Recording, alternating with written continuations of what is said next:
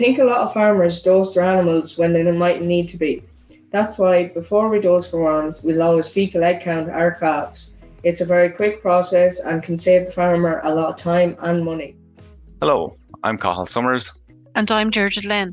Your Teagasc Sustainability Advisors, and you're welcome to the Teagasc Environment Edge podcast number 55, bringing you the latest information, science and opinion to improve farm sustainability. Contact us by emailing the Environment Edge podcast at teagasc.ie for any questions or suggestions on topics discussed on the show. In the quest for more sustainable beef production, 4 students from the Mercy Secondary School Kilbeggan, Westmeath, have developed a 5-point sustainable farm plan in combination with rearing Angus animals. Trása Sinéad Bracken, McDermott and Mary Colton join us to discuss the project, which has made it all the way to the final of the Certified Irish Angus Schools competition. Girls, can you tell us a little bit about yourselves? So hello, my name is Trása Bracken. My name is McDermott. I'm Mary Colton. And I'm Sinead Bracken. And we are 5th year students from Mercy Secondary School Kilbeggan, and we're finalists in the Certified Irish Angus Schools competition. The Certified Irish Angus Schools competition is a competition run by the Certified Irish Angus Producer Group, sponsored by their processing partners Keepack and ABP. It's open to all students in transition year, regardless of whether they have a farming background or not. The competition provides an opportunity to explore 2 sides of the food production industry, the farming side of rearing the animal and the consumer awareness side of marketing Irish beef. Both sides are fascinating, and we highly recommend the competition to any student interested in the agri-food production industry. You know, us personally, we never realised the amount of work that goes into marketing Irish beef worldwide. We recently went on a trip to Brussels with the competition, and the knowledge we learned and the experience we had is priceless. It's a very well-run competition, and it deserves all the praise and credit it gets. I think you seriously impressed some of the MEPs out in Brussels, didn't you, girls? Yeah. It's brilliant. It's a great opportunity to get to travel with it as well, wasn't it? Yeah, it definitely is, yeah.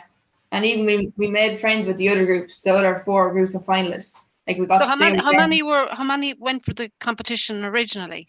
There was about 140 groups at the start of the competition, and after each stage it kept getting smaller, so it went from about 140 to 65, back to 35 up, and then eventually up to the final 5. Wow. That's some achievement for your school. I say your teachers are very, very proud of you, and your parents are very proud of you. Are you all from a farming background, girls? So myself and my sister Sinead, we're from a farming background. Me and Mary, we're not from a farming background, but we're really interested in agriculture. That's brilliant. And the 2 girls, the twins here, they're infectious, aren't they, with their love of agriculture? So they pulled you in all together. Yeah. Fantastic. That's brilliant. How did they convince you to come onto the farm and do all their jobs for them? The love of agriculture. What is it like, I suppose, from somebody that's not farming, for the girls who are not farming? What's it like just jumping on board and getting involved in agriculture? Is it as busy, or is it, are farmers not doing a whole lot? What do you think? Well, we always had like an interest in it, and we were always on farms and everything growing up. Although like we didn't grow up in a farming background, but like actually getting the calves and being on the farm with them, there's a lot of work that goes into it, and we admire the girls and their family for putting in the work throughout the years on the farm. It's just unreal to experience it firsthand. Well done. Well done. Not an easy job, yeah. Plenty of work goes into those little calves getting to old age. I suppose going back to the competition, so it's the Certified Irish Angus competition. So who runs it, or how did it all begin for you? Last November, our teacher emailed us saying, does anyone want to enter? And we went home and we did research about it. So the competition is run by the Certified Irish Angus Producer Group, and then it's processing partners Keepack and ABP. They sponsor it. And then last November we put together an entry video and we sent it away. And then I don't think we actually realised after that how much we would actually get out of it. We didn't realise actually how big the competition was until we got through to the interview in Croke Park. All our time was just taken up from it in school.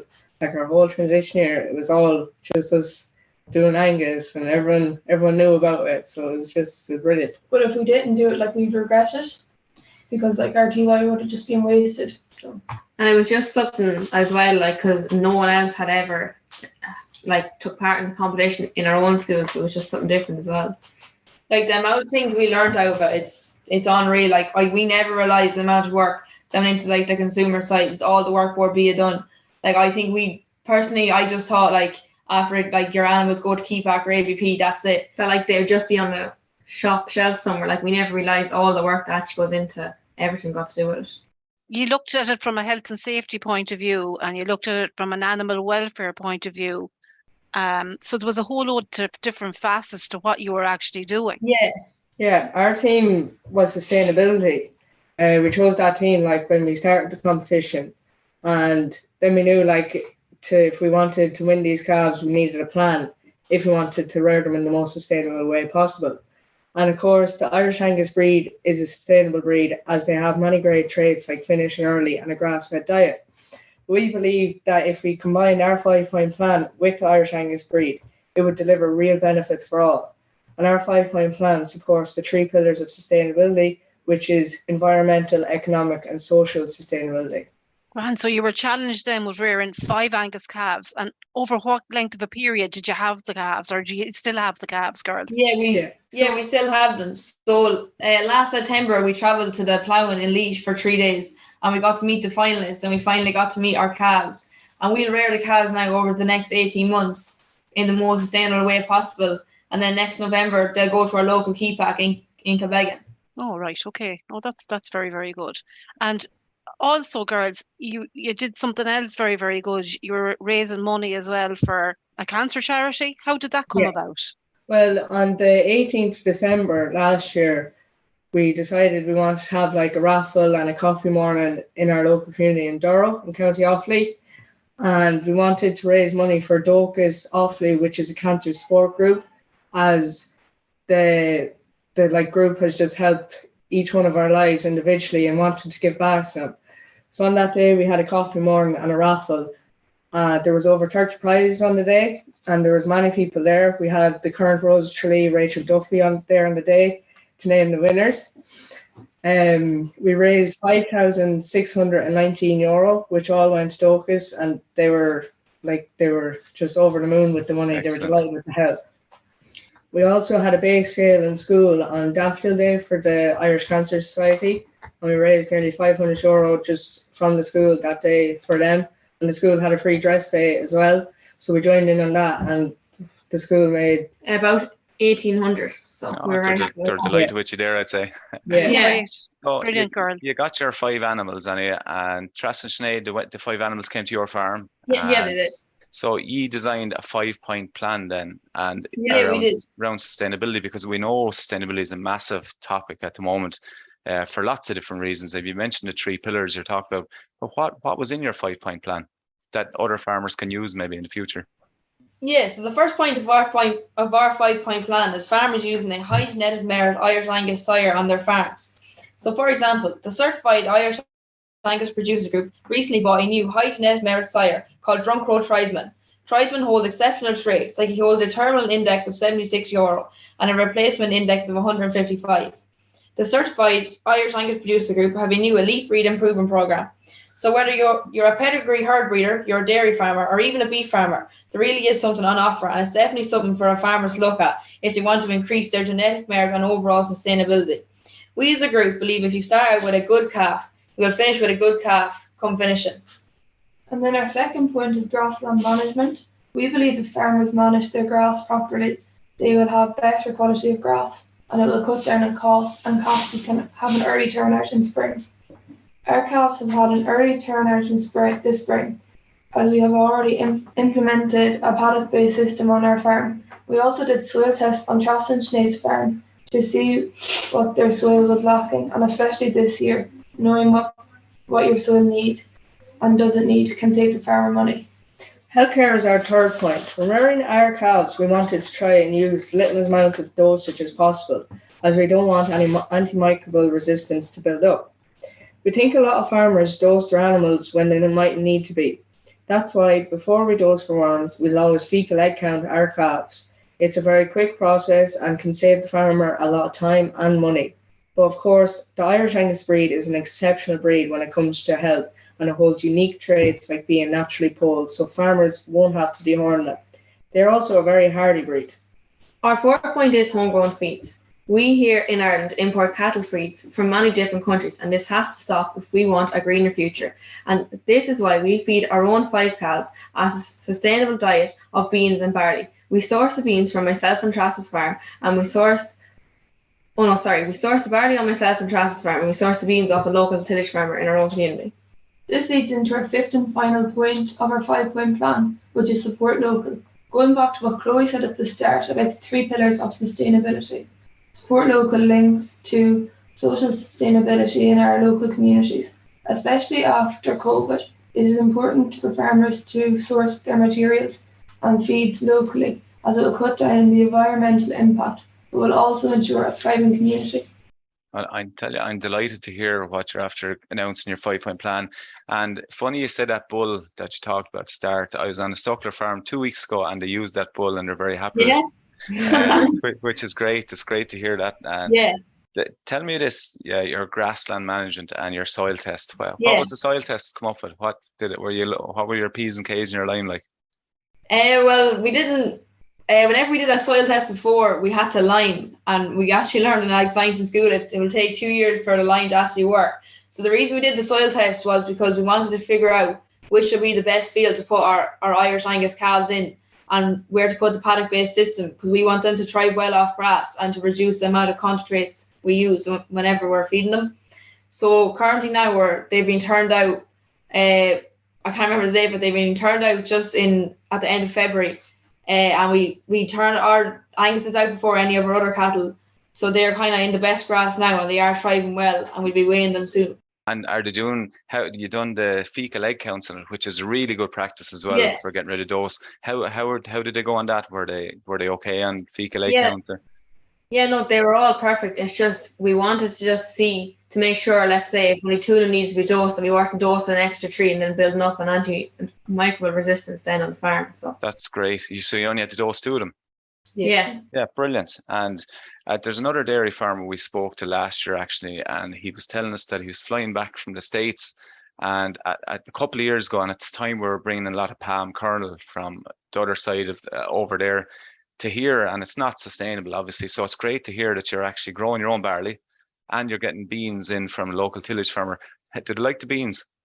Yeah, no, they definitely do. And you see, with all our points, we're rearing our cows within like a 2-mile radius of the farm, because we have everything. Our local co-op and vets aren't far from us, so and the factory's only down the road, so we're fierce lucky with where we are based. So that's all feeding into the low carbon beef brand.